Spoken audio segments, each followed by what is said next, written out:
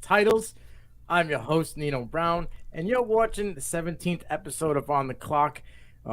No, you have not tuned into the wrong YouTube channel. You did not click the wrong subscribe or follow button.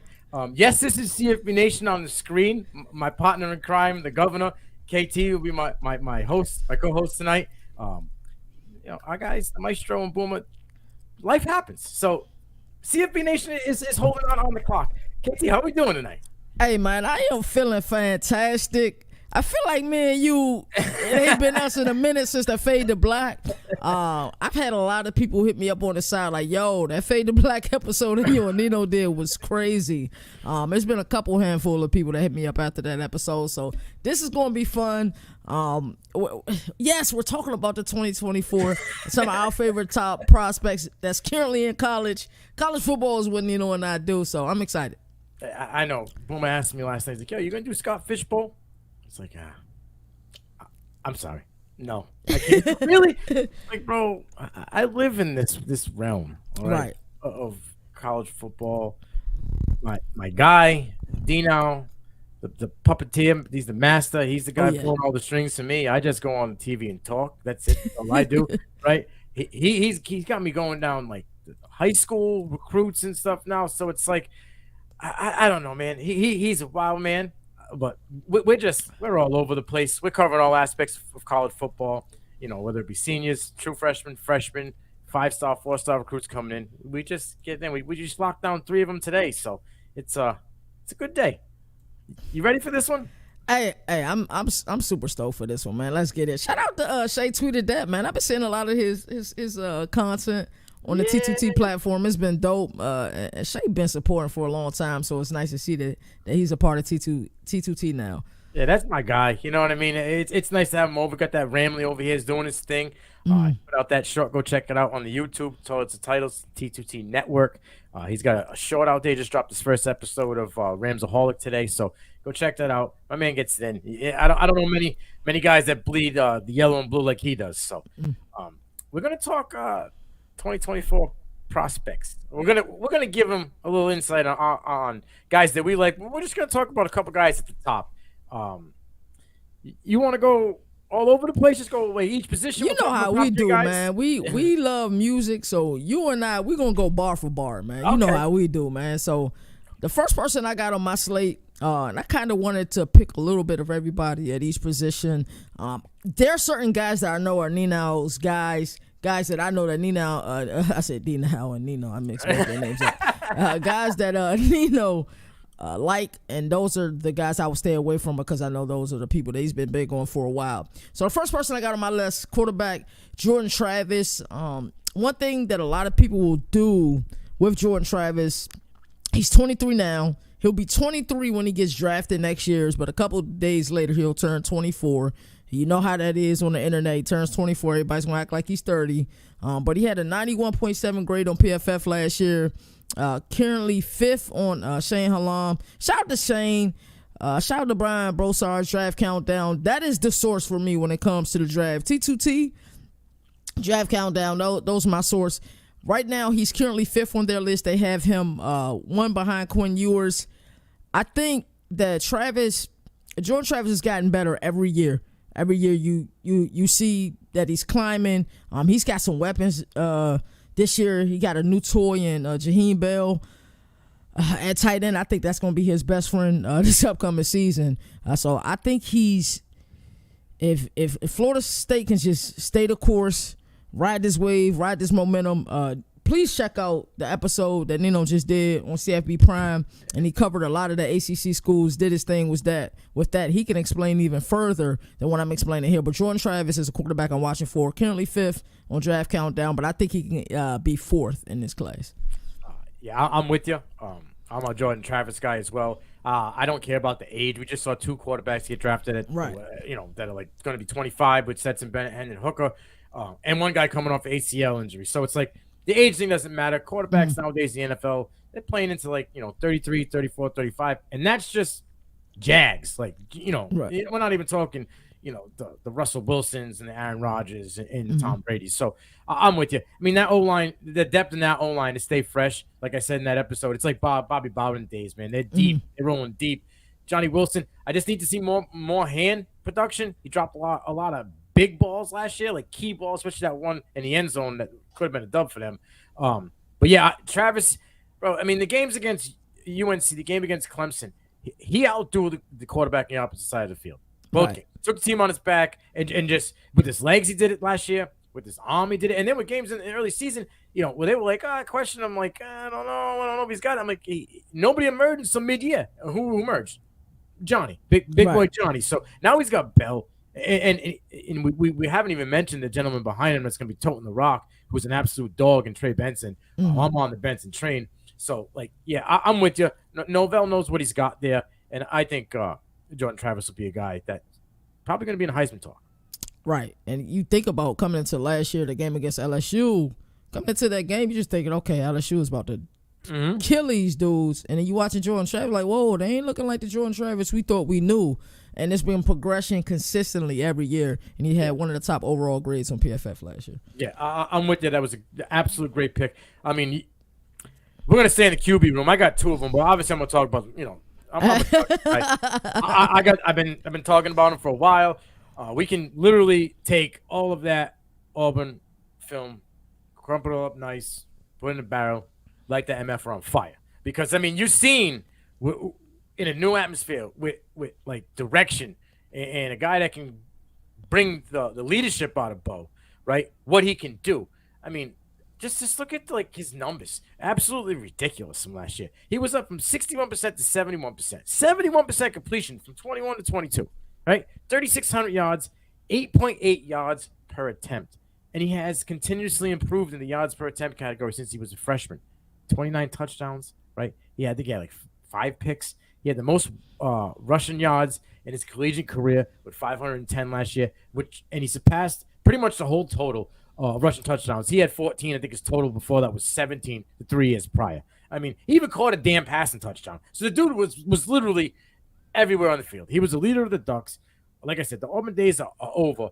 And he repeats something like this, right, with the weapons that he's got, Dickey, Troy Franklin, the 2 running backs in Wennington, and Bucky Irvin in the background. Like, dude, he repeats this, you got to start talking first-round draft capital, right? I mean, I know Caleb's him. We all know that Caleb is him. But after Caleb, and I'm not going to give him the pass yet. You got to prove me another year. Drake may got to give me another season. Right, I need to see another season before I just give him the ticket, let him punch and get on the bus without paying his fare. Yeah, I got to see another one. So after him, which is Caleb, I mean it's open. It's wide open. Yeah, and I think if Bo repeats, if Caleb wasn't in the Pac-12, right, Bo would be the leader for QB in that division. I know Penix is there. I know Cam Rising is there. I know Shador is there. Bro, I'm cool with everybody sleeping on Oregon right now. All the talk is USC and Colorado, right? And UCLA with Dante Moore and everything. You sleep. Keep sleeping. A lot of people like Utah as well. Yeah, I mean, that wide receiver room is absolutely stupid, right? They're just saying they landed Micah Pittman just now, 2 weeks ago, Florida State transfer. They just landed Landon King, the tight end / wide receiver from Auburn. So, I mean, like, they got it going. They're Cam Rising, and then they got 3 QBs in the system. 2 of them were running back. We're playing running back last year. Like that team could be real scary. But people aren't talking about Bo. I think they just thought he was a flash in the pan. I'm telling you, he's not a flash in the pan. Another QB I got before I hand it back to you, and I'm about to drop a short on him tomorrow, is Arkansas QB KJ Jefferson. All right, I don't understand. Like, I was confused on why he went back. I think because he sees that it's open next year, right? There's one guy, and then he could possibly be that guy. He could possibly be in the Heisman talk this year because, bro, he's improved every season at every statistical category at the QB role since his freshman season. He's improved everywhere, whether it be attempts, completions, touchdowns, 21 touchdowns the year before to 24 last year, right? We'll go back 3 years ago, 48.8% completion percentage to 67.3%. And last year, it's 68% completion percentage. I know 2,600 yards is that's with the 3rd ranked strength of schedule last season. Exactly. I did not think Arkansas would produce with that strength of schedule last season. And a dog running back behind him. You know what I'm saying? So, like, they're stacking the box knowing that they have a dude who can just break it off, and he's still eating, right? 2,600 yards isn't, eye-popping for a quarterback, right? I get that. But it's back-to-back years with 2,600 yards, right, and 600 rushing yards. Like, so he's he's proven. All right, I might not be getting you 3,000 yards in the air, but I'm a weapon. I'm a legitimate dual threat QB. And what I can't do in the air, I'm gonna make up on the ground, right? The year before, 6 touchdowns. Last year, he had 9 rushing touchdowns. So like, he gets it. And now you're entering Dan Enos, who he has already had a good relationship with. From what I'm reading, they are like two peas in a pod. I think Enos is going to bring the best out of KJ. He's an efficient passer. People like don't want. I don't understand why they hate on him. Like, oh yeah, he's a bigger boy. Yeah, he's a bigger boy, but he runs, right? He needs to be a bigger boy to handle, the banging with these linebackers and these DNs when he's coming off the side. So look out for KJ Jefferson, because if he can improve on that 26 and for some reason get to 29 or 3 and still rush for 600 yards and double-digit touchdowns, I mean, you'd have to just be ignorant to not acknowledge it. I would have to agree 100%. Going back to Bo, I think system mattered. This is something that you hear Nino and I say an awful lot. His first season, you seen the flashes. You seen those highlight type plays. You were like, this kid's got potential. Second season, Brian Harsin and Mike Bobo, the system that they were trying to install was a physical run-led system. That's what it was. They ran a lot of under center plays. They ran a lot of I-formation plays. So, of course, you've seen his numbers take a dip. So he goes out Oregon, quarterback-friendly offense. He will produce again this season. That second season, you kind of have to throw away. You have to throw it away because it was a new system, something that they tried. They ended up getting rid of Mike Bobo at the I don't even think it was at the end of the season. I think it was like 3/4 into the season. Brian Harsin needed a scapegoat, and that's what he did. So throw that second season away.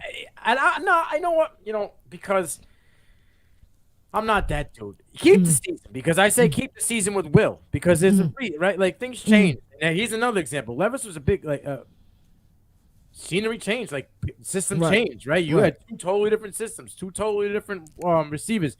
That whole BS that Wan'Dale Robinson got Levis to the second round, like Jordan Addison got Kenny Pickett. Right. Come on. Those are extremists. Yeah. And Rick Scangarello just didn't have the right scheme for Will Levis. Right. I just think that Bo's got it. I mean, right. I know it's the Pac-12 and people are going to hate on, but if you can repeat that, and he's going to, if that's the case, then is Caleb really him? If it's the Pac-12, it's just the Pac-12, right? But Caleb's him. I know he came from Oklahoma and he did it there, but I'm just saying. So don't sleep on Bo. Don't sleep on KJ, and don't sleep on Jordan Travis. Jordan Travis is a dude. Right, and then KJ Jefferson, I've been a fan of his for years. He's got a unique play style, man. Watching him, the maturation process from the 2021 season to the 2022 season, with that schedule and what Sam Pittman and company was able to get out of that, remarkable. KJ Jefferson, I think, will have another stellar year. And you and I both were like, why isn't he going pro? And what's going on with Malik Hornsby? Because we couldn't figure that out, but before he hit the portal. So love those 2 picks. So next person I got on my list is Braylon Allen. Braylon Allen was a grown man when he arrived in Madison. Braylon Allen probably could have played in the NFL as a freshman and averaged 3.2 yards a carry. Like, he's a big dude, man. He was 17. He was 17 on campus. You're right. Because they also had the kid from Clemson who came there, was supposed to be the starter. I cannot think of his name, and it's going to bother me to the end of the show. It'll pop into my mind. He transferred, I believe it was Clemson. What was his name? Number 26. It wouldn't be Shipley, right? Because Shipley's still there. It was I cannot think of his name. I'm gonna have to go to the. It'll come back. We'll come back to that. But he was a starter. He had an efficient year. He got injured. And once he got injured, Braylon Allen was already doing good as a spell back. But once he got injured, he came onto the scene. It was just fantastic. Luke Fickell is there. I said this before. Luke Fickell was even in Madison. The culture he built, what he was able to get out of that team last season, losing all of those caliber skill position players, really the only true returning starters he had was that offensive line. And they also had a tougher schedule last season. When he got out of that, was phenomenal. I think Braylon Allen can have one of those breakout years. He's currently 3rd on behind Travion Henderson. Oh, by the way, who currently isn't even number 1 on the Ohio State depth chart right now. It's Mayan Williams. and actually, I'm a big fan of Dallin Hayden, and he's 4th off on the depth chart. Ohio State's going to be a running back by committee. And guess what? Ohio State just lost 2 caliber tackles in Paris Johnson Jr. and Dewan Mysterious Jones. So, yeah, he mysterious now. Yeah, man. He's Rey Mysterio. Maybe we should call him Rey Mysterio. Yeah, I love that. That's classic. So they lost 2 caliber tackles, and they have even though I think McCord's gonna be able to get the job done, new quarterback. How much are they going to produce? How much is Travion Henderson going to produce? So I think we all think Rocket Sanders is the number 1 running back entering the draft. I don't think that's going to change, but I think Braylon Allen can push for second. What you thought? What you got? I love it. Like I said, I think that I said it to Boomer. I'm like, I know he's a Trayvon guy and he loves him, but I'm like, he didn't look good last year in limited time. There's too many mouths to feed. New QB and I love Kyle. You know I'm a Kyle guy, but I think the first couple of weeks until he gets comfortable in his role, I think they're going to lean on the running backs, and I think they're going to constantly go through. They're going to the fresh body, the hot hand, and who's ever there. And I think that's going to hurt Travion because he needs, after last year, after kind of, just pulling the Homer Simpson meme right into the bushes, I think he's kind of had to step up and prove himself. Just like, and I'm not going to talk about him more than this. I think just like Blake Corum has to prove himself coming off that injury, and everything's being super, super quiet right now, right? All I'm hearing is Donovan Edwards. I think both of those gentlemen have to step up and prove something this year. But I'm with you. I think Brain, dude, he can go to the NFL and be drafted and not even be 20 years old, right? Right. That's Tremaine Edmonds. There was another player that they were 19 when they got drafted. They ended up turning 20 a few days after the draft. Running backs are not this year. Running backs in the first round was a new thing, right? But like running backs are like with linebackers, right? It's like rotate them in 1 year deal, one contract, and then we'll rotate to the next guy. So this guy coming in at 20, right? He's gonna have a lot of tread on the tires after that first, rookie deal's over. So, I think Braylon can definitely push for number 2. You want to stay in the running back department? Yeah, let's do it. I'll go bar for bar with you. I know my guy Kyle at All Auburn. He's gonna love this one. Tank's gone, right? But Cadillac's still there, and I think everything's gonna kind of still run through Cadillac. I know he was the guy, and he's doing his thing. But I'm gonna go with Jarquez Hunter here. I love that pick. I think that Hunter is going to, and I'm not saying because of the speed, just because he was a dude that was clogged up in the backfield, he's going to be like an A-Chain this year, right? A-Chain was clogged behind Spiller. You didn't get to see you weren't seeing the positive play production per where he was better than Spiller that year that Spiller went to the draft. Right. Hunter was better than Tank, man. I mean, my guy Hunter was averaging 6 yards per carry, and he's averaged 6 yards per carry since he's been there. 21, 6.7. Last year, 6.4, right? He only had 100 attempts, 668 yards. He had 7 touchdowns. But he did. This is a key thing, right? In limited time, he still had 17 receptions, which is huge for a running back. 224 yards, 2 touchdowns. My man averaged 13 yards per catch. So he not getting a little dump offs. My man can move in space. So they just brought a new QB, correct? Hey, they just got new quarterback middle and Mr. Payton Thorne coming over from Michigan State. He don't know the playbook that well, right? So what are you going to do? I mean, you're going to lean on your running back, right? Yeah, right. And a QB that can run. I'm not so sure that Peyton Thorne's going to get that starting spot.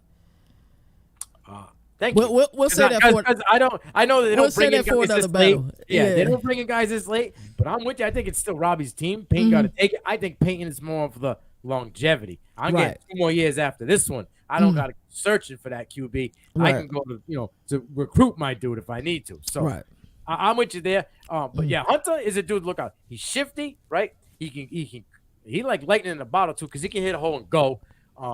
He got hands. He can move well in space. He's got good vision. If you think Tank was the last good back to come out of Auburn, you're mistaken. I think Jarquez Hunter. I think he's better than Tank.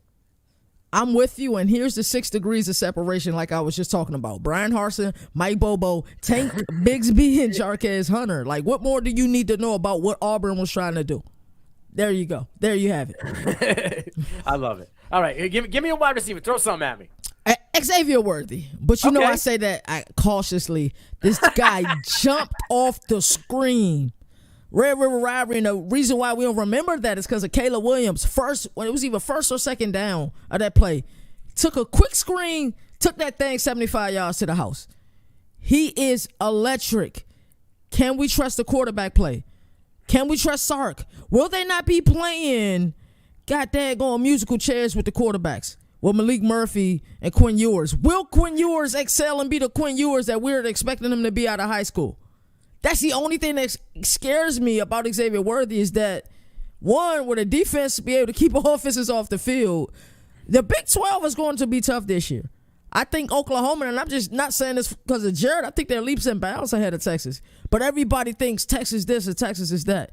If they do not perform, I am worried about Xavier Worthy. It's like, it's so many dependent variables when it comes to him. But I got him high on my list. I like him a lot. And I believe Draft Countdown has him ranked the number 3 wide receiver, if I'm not mistaken. I believe they have, he's number 3 on their list. All right. I like Worthy. Okay. I think, there was injuries. I believe it was a hand injury that we heard late. He had a broken hand or something. I think there was an ankle injury earlier in the season as well. But how do we feel about that coming out after the season? Like, is it like you're just saying that to say it, or is it an excuse? Well, I didn't see it from him. It wasn't from his Twitter. I heard it from beat writers. That's what it was. And so it could be anything. But if it didn't come from him, then I'm not going to say it's a straight out excuse. Right. Listen, my guy Jay Crane put out a thing about asking about the Big 12. And I put out there and said Texas is going to get 11 wins. You want to go to a schedule? You got Rice, okay?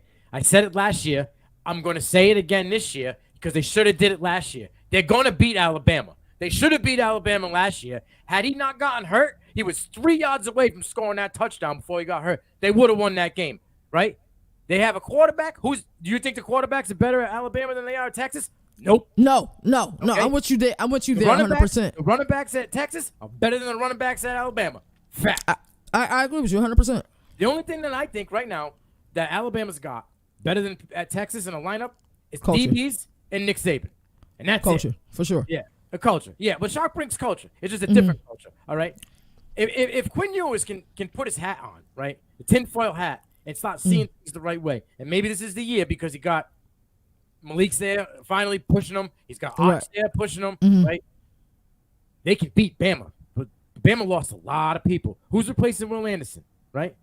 Who's replacing Toto, right? Who's going to – obviously my guy Kool-Aid's there, right? Eli Ricks fell in the draft, but he got there. So they're going to need a guy to replace Eli, right? You think Dallas Turner will be able to fill that role? I think he can, but I need to see it, right? It was limited last year.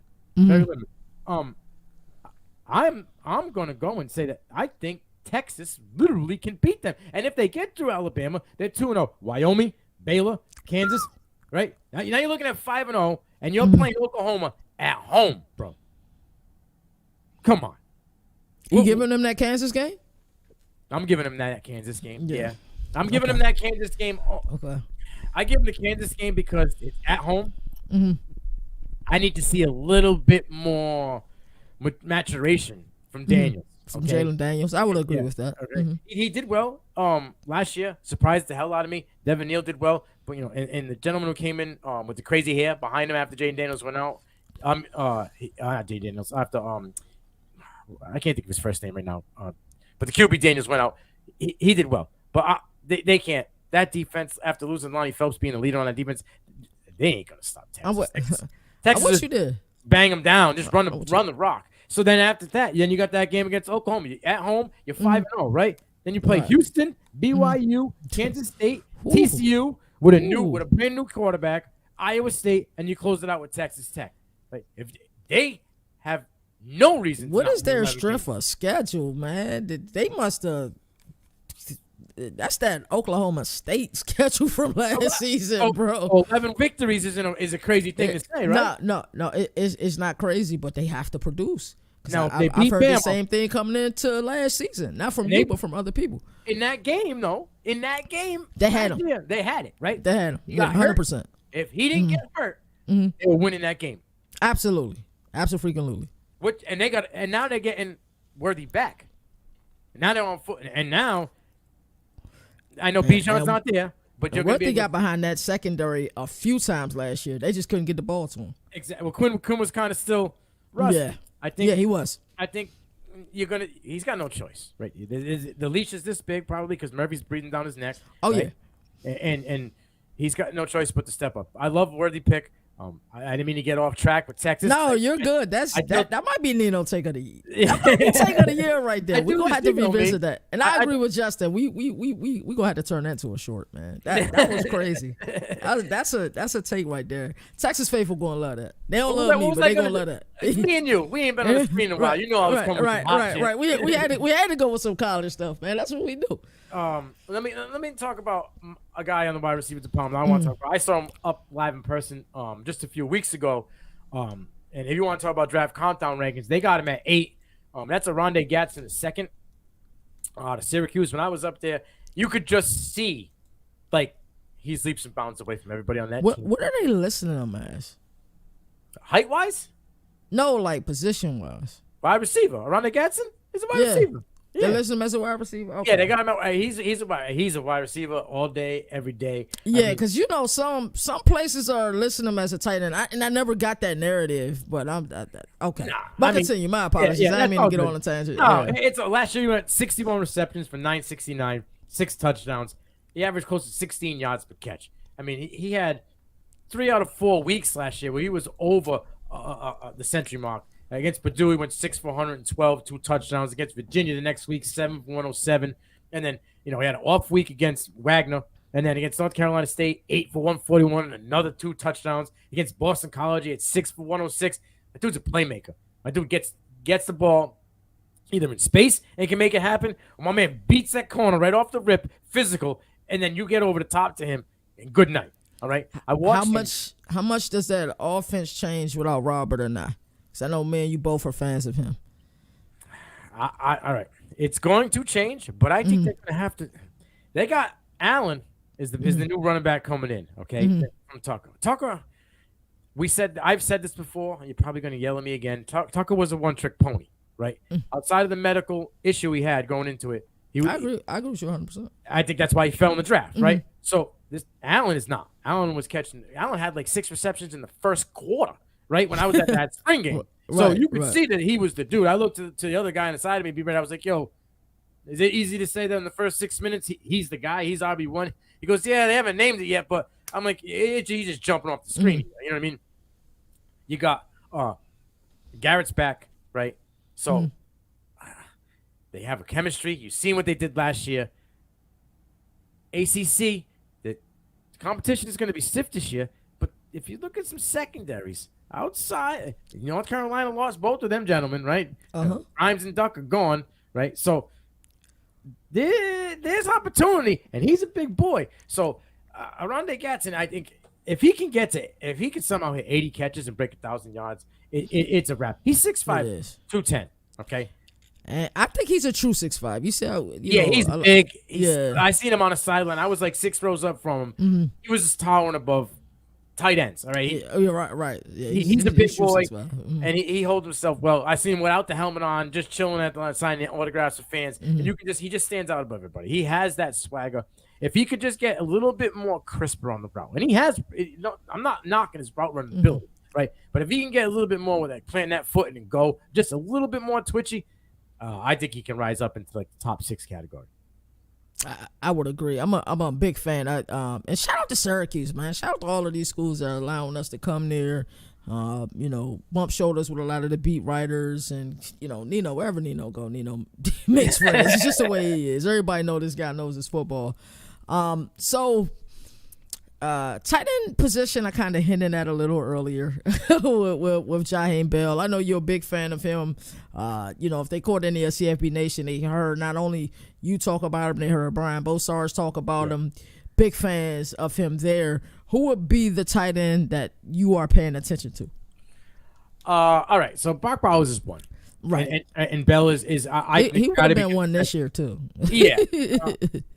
And he would have been consensus. No, Bell's got to be consensus too, right? Even though I don't know, like Beamer's on his game, and I'm not knocking Beamer, but whatever he was doing with him last year, I don't know. But like you were using him as an H-back, right? You had him in a slot, and then you line him up on a line, in line. Like he was just all over the place, and he produced. So I think he had a few rushing touchdowns. Like he did his thing. So I don't think he's going to be playing that type of role at Florida State. I think you're going to see a true tight end position. I think he's going to eat. So I think he's going to be the 2. After that, man, I really don't know. We had this discussion before. Is Trent going to step up? Because he's got all the talent in the world, all the opportunity in the world. The guy I'm looking at the most, and I spoke about him in my last episode of CFB Prime, it's going to be the guy out of North Carolina. And I'm going to go with it's Bryson Nesbitt, all right? He got the best hands, I think, out of any of the tight ends in the ACC, okay? His ability to stretch the field, his concentration in catch and tight balls in traffic, bro. He doesn't get phased. He absorb hits, and like I said in that episode, he was the 3rd leading receiver on UNC behind the 2 shiny toys that went to the NFL and Josh Downs and Antonio Green. He had 35 receptions for 500 yards and 4 touchdowns, and he was the dude towards the end of the year that May went to in the end zone. Great take. So. That's phenomenal. And then you think of, you got NFL caliber coach as his tight end coach, who's coached in the league. And is it Freddie Kitchens? Their tight end coach. Yeah. So you think about that. A person that's been around there, he will help him develop and get to the next level. So I got a dark horse. Who's your dark horse? I'm interested in this. Only because he had all the hype last year, and his counterpart went tight end 1 off the board. That's Brandon Kuthi. I love that. He was a dude, right? And he got injured, and Kincaid just took over. They got wide receivers now, so they're going to be spreading the field even more. They're not going to have to rely on their tight ends to be wide receiver 1, wide receiver 2. He's going to get linebacker coverage, okay? Until they can figure it out, he's going to eat early. So watch out for Brandon Kuthi. I'm not saying he's top 10. Or top 5. I'm saying he's a guy that could just bubble out of nowhere, and then you could see him next year getting drafted in the 5th round, being like, where did this dude come from? I love it. I think Utah is the most physical team in the Pac-12. I think they have been for the better part of the last 3 years, maybe 3 or 4 years. They're one of those West Coast teams that pack a Southern or a East Coast punch. Like that. That's what Utah reminds me of. Let's talk offensive linemen, and I got a pair of them, and they're both from Notre Dame, both of which are top 5 on draft countdowns. Tackle, and that's Joe Alt. He was actually graded better on PFF, higher than some of the guys that went in this year's draft, like Peter Scaronsi, Parents Johnson. Yeah. He would have been won this draft. Yeah, he would have been. I agree with you. And then also Blake Fisher. Blake Fisher is more of a run blocking tackle. But he may be able to climb up the boards as well. So if they can keep Sam Hartman clean, do you feel like they're lacking playmakers on the outside? Notre Dame? No.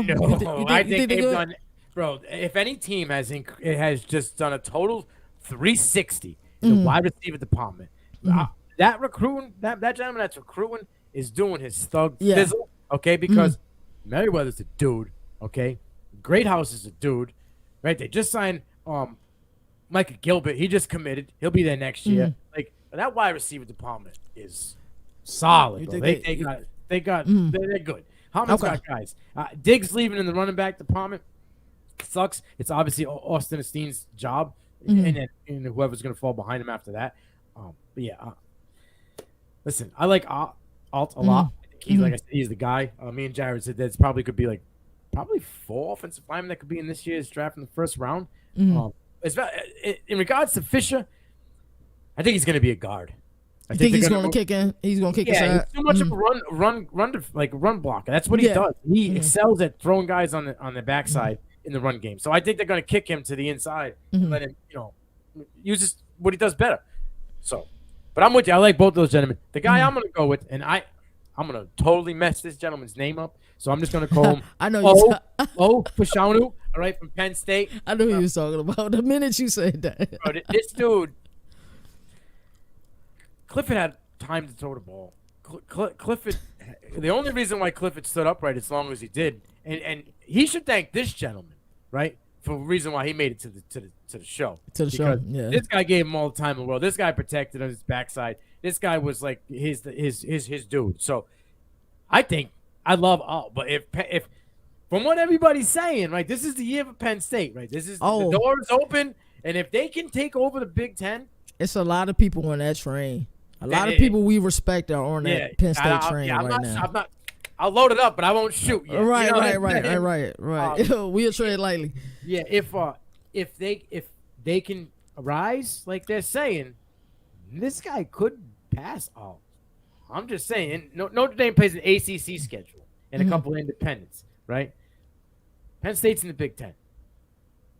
Big Ten runs the rock, right? No doubt. So I'm just saying, I like him a lot. I love Alt. Like I said, I think he could have been one this year, but don't sleep on my guy Ofashanu.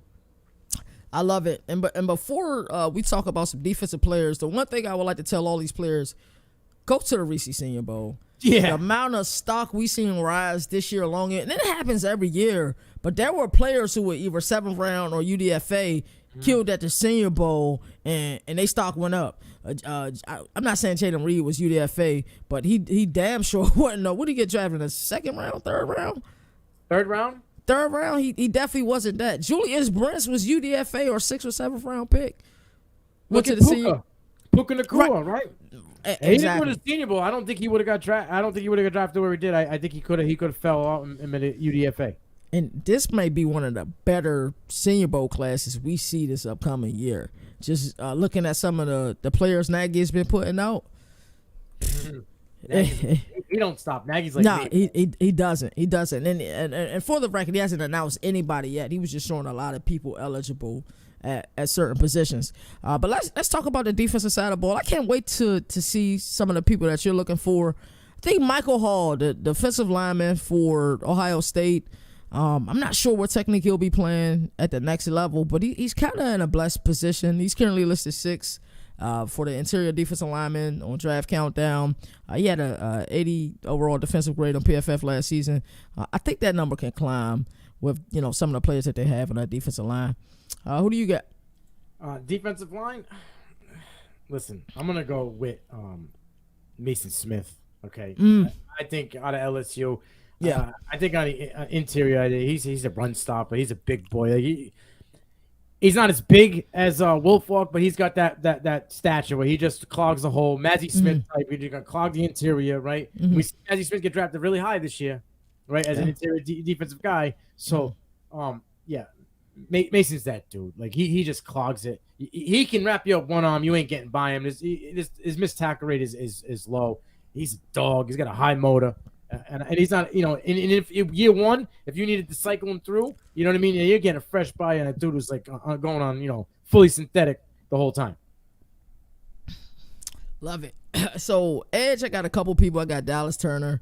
Well, actually, he's weird. He is an edge, but some places have him listed as a defensive lineman. But he's an edge. He'll certainly be taking over that Will Anderson role, and then also Jack Sawyer from Ohio State, who I don't know who's going to benefit most, either him or Michael Hall, but playing with JT. JT's going to get a lot of attention from offensive line this year, just because of the couple of games he had last season. But watch out for both Michael Hall and Jack Sawyer.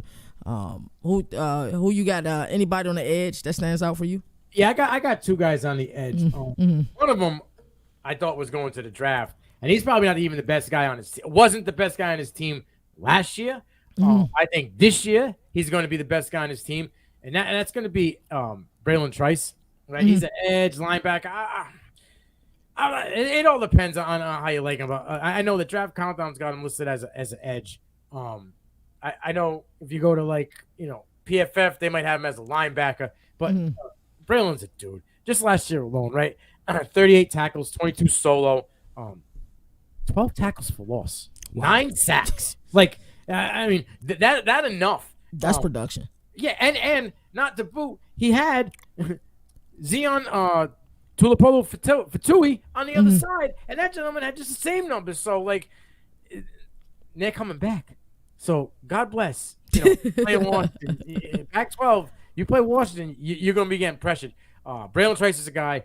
My other guy, I just love his name, and as I more and more that I watch him, numbers pop off the screen to me, just like Braylon. His name is Chop Robinson, all right? He plays for Penn State. 26 tackles, 19 solo, okay? Out of those 26, 10 of them were tackles for loss, and he had 5.5 sacks. So this dude just wreaks havoc in the backfield. QBs have nightmares about this dude. If you don't know about him, you need to go check him out. This guy is 6'3", 240, and he can move. Wow. That's fantastic. For linebacker, Jermar Trout is kind of like the consistent number one guy. I think the only position where I picked the number one guy. Everybody else to try to pick guys that I like, and guys that weren't like number one. But he is consistent as number one linebacker. Currently ranked 19th overall on Draft Countdown. Number one ranked middle linebacker. Pedigree seems to be the current theme. If you look at the last few drafts, we're starting to see players who, fathers played in the league, and this particular situation plays the same position. Last season, he was the only Power 5 linebacker with an 80-plus grades as a pass rusher and in coverage. The only Power 5 player. That's it. Hey, with Trent Simpson, Miles Murphy, KJ Henry, and Brian Brzee, right, all went to the NFL in front of him. Bro, he had better grades than everybody there. Okay, if you don't think, and I love Simpson, and he's gonna eat because Patrick McQueen is gonna go, all right, and Trent Simpson is gonna line up on the side of Roquan and say, "My man, teach me, Yoda. Teach me that you need to teach me. I am here. I am a sponge, and I just want to absorb it all, and I want to have a career just like you." Right? He's in the perfect position. But I think Trout is better than Simpson. And in a limited time, his numbers just jumped off the page. Trout is him in this linebacker group. But there's a guy, and I know Boomer's gonna love it because I said it to him last year. I said, "What's up with this dude?" He's like, "Yo, he's him. He's him for Oklahoma." Like, yeah, man. I'm like, I think he can get over 100. He had like 70. We were like mid-season. He's like, 100%. I'm going to go with Oklahoma linebacker, Danny Stutzman, 6'3", 229. He had 125 tackles last year. 125, okay? 68 solo. Dude, on top of the 125, he had 10.5 tackles for loss, 3 sacks, right? 5 pass defenses, and he had 2 picks with 40 return yards on it. This dude is all over the place. Wow. He can cover. He can wreak havoc in the backfield. He can blow the snot out of your quarterback, right? Put him in an ear hole. Like, this dude's got it, and he's playing in the Big 12 where they run the ball as well, and he's got to go in there and just smash. I'm telling you, Danny Stutzman is that dude. So, how high of a pick you think he could be? Right now, Draft Countdown's got at 7. Mm-hmm. I like him better than Jason Henderson out of Old Dominion. I know he's returning this year, and he's a dude, and he was a fellow Duck. I think he's better than Justin Flo, who's out in Arizona. And I think he can actually give Junior Colson, a Michigan linebacker, a run for his money. Mm. And I like Junior a lot, and I'm not a Michigan guy, but I think Junior's a very good linebacker. But I think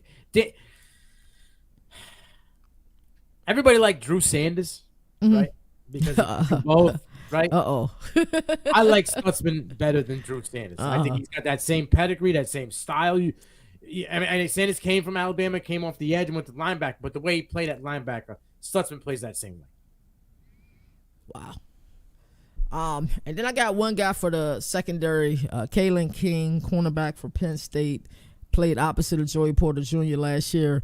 Currently ranked 40th overall on Draft Countdown, 4th-rate cornerback. 15 pass deflections last season, 3 interceptions, 89 overall grade on PFF, allowed 1 touchdown, 27 catches, 343 yards. I wish that could be a little bit lower on 59 targets, so that's pretty damn good, allowing a completion percentage of under 50. Yeah. I don't even know if we have to talk about my guy, if we even bring that up.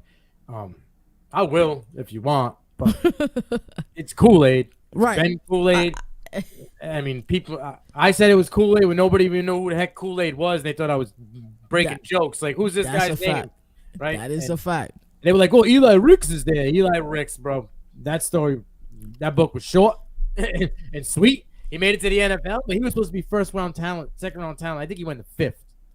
Pull up the early episode, CFB Nation. You'll hear him talk about Kool-Aid, and I'm sure on P2P as well. Yeah, Kool-Aid's a dude. He's a lockdown. He's a legitimate lockdown DB. All right, don't test him. He loves it. He lives for it. right? He's quick. He's in your neck. My man, he's like I called Riley Moss suspenders. Kool-Aid is the same way. He's Right, he's like a carabiner, bro. He's clipped to that loop, and he is not letting you go. And he can recover. If you do burn him, you can recover. But my man, from here to here, bro, stiffer than a mannequin. You ain't moving, bro. He's like pop, pop, pop, pop, pop. When his back pedal smooth, he does a T-step, but most of the time he's a bicycle step, which most people. Maybe I'm getting a little out of character for people that don't know defensive things. It's a back pedal. T-step, your right foot kicks out to the side to stop and go the opposite direction. With a bicycle, it's a little more wear and tear on your hamstring and your Achilles, where you can explode. Educate him, Nino. Educate him, man. I'm just taking him to school real quick. You understand? But Kool-Aid is that dude. I know most people, Dino, Shane, probably Brian, they all got Denzel Burke from Ohio State as that guy. But I think Kool-Aid proved a little bit more to me last year. SEC. Let's get it. I'm going with Kool-Aid. How do you think he will test? What you think his RAS score look like? Low to mid 8s. Think so? Yeah. He got it, especially like this year. Like they're gonna test him this year because I feel like that defense is gonna be on the field a little bit more. So as it gets later in games, they're gonna test him, but they're gonna find out real quick that was a stupid move. Right.